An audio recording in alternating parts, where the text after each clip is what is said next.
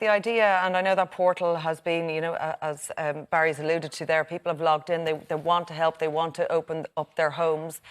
Do you think it's government handing over responsibility there on a matter that they're just not capable of dealing with fully ourselves, that we need to, open up people's homes, but passing on? No, I don't actually see it like that. I think it's extraordinary how decent Irish people are, and they respond to a humanitarian crisis in this way. And I'm reminded that they did it before. 7 years ago, in the Syrian crisis in 2015, this state made a commitment to take in 4,000 Syrians, which was fallen way short of the offers that we had at the time. You might remember people throwing open their homes to take in Syrian families, and the 4,000 that the government committed to fell way short of it, but we haven't even taken them in. We've taken in around 3,000 in 7 years.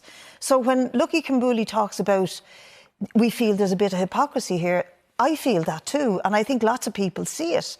At the moment, even just in terms of globally and the response in Europe, at the moment there are still thousands of Syrian and Afghan refugees on the Belarus-Polish border in the freezing cold, with dogs and troops and riot gear surrounding them on a daily basis. We don't seem to think in terms of the real suffering of human beings on an ongoing basis when we are in government, but ordinary people do, and they're very generous with their homes, with their donations, with their willingness to contribute. And the only other thing I would say about it is, and I'm delighted at the response of the Irish people, but I do think the government have fallen way short of their response to the Syrian crisis, to the Afghan crisis, and that stinks of hypocrisy. Barry, isn't that true? Not necessarily. I accept that the direct provision system hasn't served those people well. It hasn't served us well from an international perspective in the way in which we didn't live up to the commitments that were made. But I think there is a realisation on the part of the nation as a whole that this humanitarian crisis has focused people's minds and attention and is begging of government to respond in the way in which they themselves would like to see results emanating from the effort that's been made.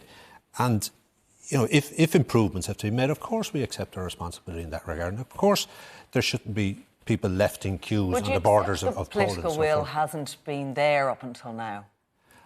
I accept that there are questions remain unanswered in relation to the commitment that was made not being realised. Of course I do.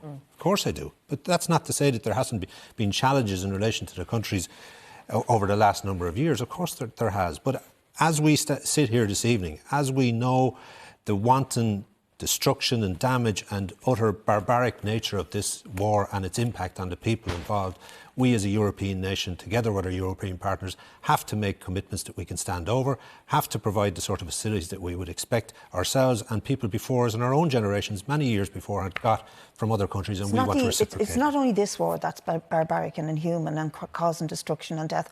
All wars do that. All wars do that. I accept that. Whether you're a Syrian or an Afghani, a Ukrainian, all wars are painful for people. I'm not up for arguing about the barbarity of one war against another. I accept, of course, that all wars should never occur. All wars do nothing, only destruct human life and everything surrounding it. So there's an onus of responsibility on us to demand of our government to react in the way in which we would expect and our people expect them to do so. And I'm convinced and I'm happy that the government are playing their role, are meeting on a regular basis, are informing the public about what's been done and what can be done and what will be done.